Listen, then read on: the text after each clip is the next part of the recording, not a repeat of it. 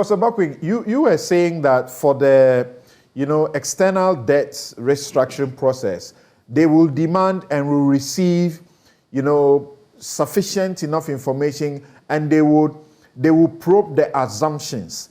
Is that to suggest that what has been done locally, you don't trust the assumptions? No, the government took us for granted and we allowed it. So we didn't negotiate from position of strength. Okay. So we couldn't push government to get sufficient information. Government kept so much to its chest. And you see it showing up here. Okay. And that is why I said that when the figure of 9 billion was mentioned, I kept quiet because I'd seen that figure. I had worked with that figure. But trying to recalculate and getting to a certain point, I had to go behind and find out other things, what happened, including the swap arrangement and all of that. Okay. So as I said, I'm hoping if it turns out to be this and we adjust, because of course we know in part, we prophesy in part. Okay? So we are far from done. No, we are not. Look, and I agree with Bright, and I will say that there is no way Ghana can achieve the debt sustainability cutoff of 55% in present value terms by 2028. It's impossible. We cannot. Let's not deceive ourselves. And I think that, and here, I will not put the blame solely on government. I think the IMF itself ought to contextualize their framework that by 2028, that will be too difficult for us, especially given the approach and the strategy government has adopted. Professor Bokpin, I know that you belong to the Christian Advocate Group. Nothing is impossible in the sight of God, right? Not when we have these leaders in place. Oh, I see.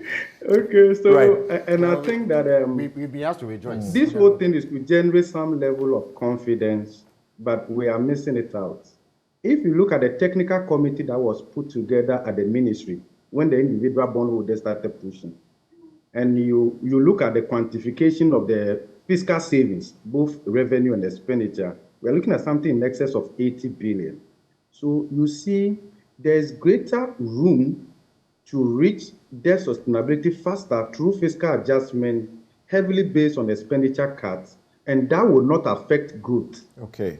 At the end of the day, we should be looking at the end picture. What do we want to achieve? We want to do all of this so that we can return to inclusive growth. But the approach government has adopted would not lead to that.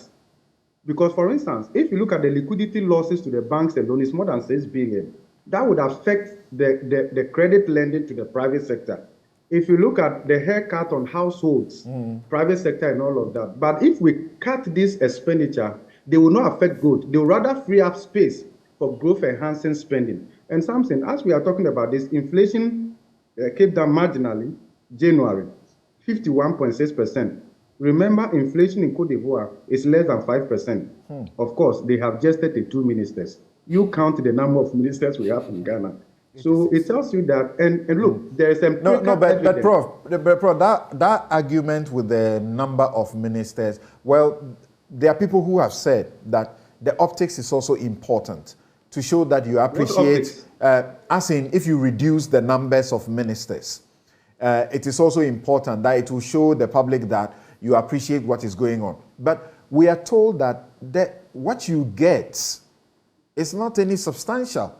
If you do... It's not just the ministers. You are looking at the overall government size agencies. Look, if you look at from 2017, multiple agencies that have been created, some actually have no value to be in existence. Okay. But they are sustained, budgetary allocation and all of that.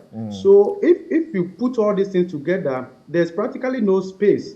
And if we are not careful, we'll finish this debt restructuring. In less than 2 years, we'll come back to the table again.